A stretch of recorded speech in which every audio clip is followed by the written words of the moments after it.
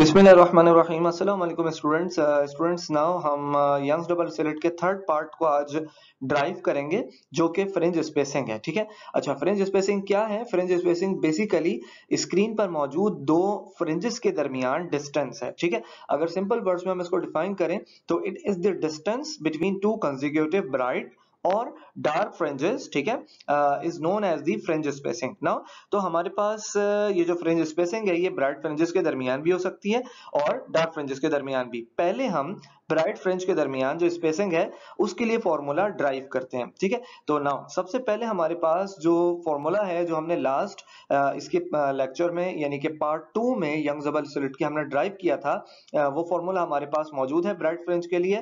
For the position of bright fringe y is equal to M L lambda by D. ठीक है। इसमें हम m की value 0 put करेंगे तो हमारे पास फर्स्ट ब्राइट फ्रिंज की पोजीशन आ जाएगी, यानी कि हमारे पास y1 आ जाएगा at m is equal to 0। अब अगर m की जगह 0 पुट किया जाए और हम यहाँ पर देखें तो ये पूरी वैल्यू 0 से मल्टीप्लाई होने के बाद 0 हो जाएगी, तो y1 का आंसर आएगा 0, यानी कि y1 ब्राइट फ्रिंज की पोजीशन है और ये पहला ब्राइट फ्रिंज है जो कि m इज इक्वल टू 0 पे हमें मिल रहा है। ठीक है। अच्छा, अब हमारे पास हम चेक करते हैं कि m की वैल्यू जब 1 पुट करें तो y2 यानी कि दूसरे ब्राइट फ्रिंज की वैल्यू क्या होगी। अगर हम m की जगह 1 पुट कर दें इस फॉर्मूले के अंदर तो ये फॉर्मूला कुछ इस तरह आ जाएगा, y2 is equal to 1 multiply l lambda upon D. Now ये हमारे पास दूसरे ब्राइट फ्रिंज की पोजीशन है और ये जो यहाँ पे हमने कैलकुलेट की है, जो फाइंड की है,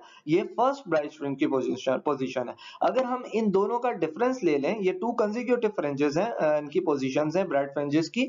अगर हम y2 माइनस y1 करें तो हमारे पास फ्रिंज स्पेसिंग आ जाएगी ब्राइट फ्रिंज की। ठीक है। तो y is equal to y2 minus y1, just इनकी वैल्यूज जो है वो हम यहाँ पर पुट कर देते हैं। ठीक है। ये देखिए y is equal to y2 की वैल्यू है हमारे पास L lambda upon D minus जो y1 की वैल्यू है वो है 0। ठीक है। तो ये हमारे पास अगर हम इसको सिंप्लीफाई कर लें तो सिंपल वर्ड्स में जो फ्रिंज स्पेसिंग आ रही है ब्राइट फ्रिंजेस की वो हमारे पास आ रही है L लैम्डा अपॉन डी। अब बिल्कुल इसी तरह हम अपने डार्क फ्रिंज की स्पेसिंग को फाइंड करते हैं। ठीक है। तो डार्क फ्रिंज की पोजीशन का जो फॉर्मूला है वो है हमारे पास y is equal to m plus half lambda L over D.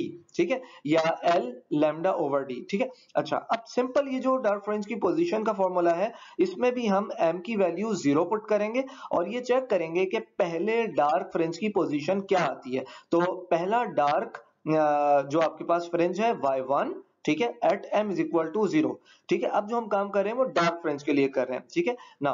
तो m की वैल्यू 0 पुट करेंगे इस फॉर्मूले में तो 0 plus half L lambda upon D आ जाएगा। अब ये 0 यहां से खत्म हो जाएगा तो हमारे पास y1 की वैल्यू आएगी half L lambda upon D. ठीक है। अब इसी तरह m की वैल्यू जब 1 पुट की जाएगी तो सेकंड डार्क फ्रिंज हमको मिलेगा, यानी y2 हमको मिलेगा। ठीक है। तो y2 हम फाइंड कर रहे हैं, m की वैल्यू हमने 1 पुट की तो फॉर्मूले में पुट करने के बाद ये वैल्यू कुछ यूं अरेंज होगी 1 plus half L lambda upon D. ठीक है। और अगर हम 1 प्लस हाफ करें तो ये 3 बाय 2 हो जाएगा। अगर आप इसका एलसीएम ले लें, इसको सॉल्व कर लें, ठीक है, तो ये आ जाएगा 3 upon 2 L lambda upon D. अब हमारे पास dark fringe, second dark fringe और फर्स्ट डार्क फ्रिंज यानी y1 and y2 dark fringe के लिए आ चुका है। अगर इन दोनों का डिफरेंस ले लिया जाए तो हमको डार्क फ्रिंज के दरमियान स्पेसिंग मिल जाएगी। तो y is equal to y2 minus y1, just इनकी वैल्यूज हम पुट करते हैं। ठीक है। ये देखिए ये हमारे पास y2 की वैल्यू है 3 upon 2 L lambda upon D, ये यहां पुट की, फिर उसके बाद माइनस और उसके बाद y1 की वैल्यू है half L lambda upon D. ठीक है। अच्छा, अब इसको अगर हम देखें तो यहां पर हमने L लैम्डा अपॉन डी को कॉमन कर लिया तो हमारे पास बचेगा 3 अपॉन 2 माइनस 1 अपॉन 2।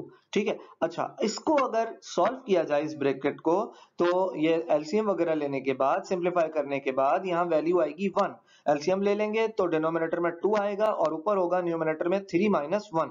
3 माइनस 1 जो है वो 2 के इक्वल होगा और 2 अपॉन 2 कैंसिल होकर आंसर 1 आएगा। तो फाइनली हमारे पास फ्रिंज स्पेसिंग डार्क फ्रिंज की आ जाएगी y is equal to L lambda upon D. अब देखिए ये जो दोनों फ्रिंजेस हैं, डार्क फ्रिंजेस और ब्राइट फ्रिंजेस, इनके दरमियान जो स्पेसिंग है वो सेम आ रही है, ठीक है। इसका मतलब कि यंग्स डबल स्लिट एक्सपेरिमेंट में जो फ्रिंजेस होते हैं वो डार्क हो या ब्राइट हो, उनके दरमियान स्पेसिंग जो है वो सेम होती है। अब अगर पेपर में क्वेश्चन आता है कि आप डार्क फ्रिंज की पोजीशन को डार्क फ्रिंज की फ्रिंज स्पेसिंग को ड्राइव कीजिए, तो सिर्फ हम डार्क फ्रिंजेस के लिए करेंगे, ठीक है। अगर ब्राइट फ्रिंज के लिए आता है तो फिर हम ब्राइट फ्रिंज के लिए करेंगे, ठीक है। और अगर हमसे क्वेश्चन किया जाता है कि फ्रिंज स्पेसिंग को ड्राइव करें, तो फिर हम इनमें से कोई सा भी कर सकते हैं। वैसे प्रिपेयर कीजिए कि हम ब्राइट फ्रिंज को ड्राइव कर लें, ठीक है। अच्छा, एक चीज यहाँ पर मैं और हाईलाइट करूंगा कि यंग्स डबल स्लिट के अंदर जो फर्स्ट फ्रिंज फॉर्म होता है स्क्रीन के ऊपर, यानी सेंटर वाला जो फ्रिंज होता है वो ब्राइट फ्रिंज होता है। वो कैसे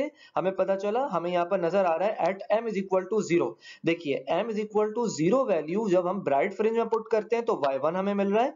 इसी तरह जब m की वैल्यू हम 0 पुट कर रहे हैं तो डार्क फ्रिंज का पहला फ्रिंज y1 हमें मिल रहा है, ठीक है। तो जो डार्क फ्रिंज का y1 है उसकी वैल्यू 0 नहीं है, ठीक है, half L lambda upon D है, ठीक है। इसका मतलब ये सेंटर पे नहीं होगा, ठीक है, डार्क फ्रिंज। और जो y1 हमको मिल रहा है ब्राइट फ्रिंज का m इज इक्वल टू 0 पे, उसकी वैल्यू आ रही है 0, यानी कि y1 की पोजीशन अगर आप यहाँ पे देखें तो ये जो y है ये o पॉइंट से p पॉइंट का डिस्टेंस है, पोजीशन ऑफ फ्रिंज को रिप्रेजेंट कर रहा है ये y, ठीक है। अगर ये ब्राइट फ्रिंज के लिए हम नोट करें तो इसकी वैल्यू 0 आ रही है। इसका मतलब अगर आप इस रे डायग्राम में देखें तो p पॉइंट एट 0 है, यानी जो फ्रिंज अगर आपका इस 0 पॉइंट या o पॉइंट पर मौजूद हो जहां पर y की वैल्यू 0 हो जाए, तो जो सेंटर में फ्रिंज फॉर्म होगा, पहला फ्रिंज फॉर्म होगा यंग्स डबल स्लिट एक्सपेरिमेंट में, वो ब्राइट होगा, ठीक है। तो पेपर में क्वेश्चन आता है, ठीक है। तो पहला जो फ्रिंज फॉर्म होता है या सेंटर में जो फ्रिंज फॉर्म होता है यंग्स डबल स्लिट में,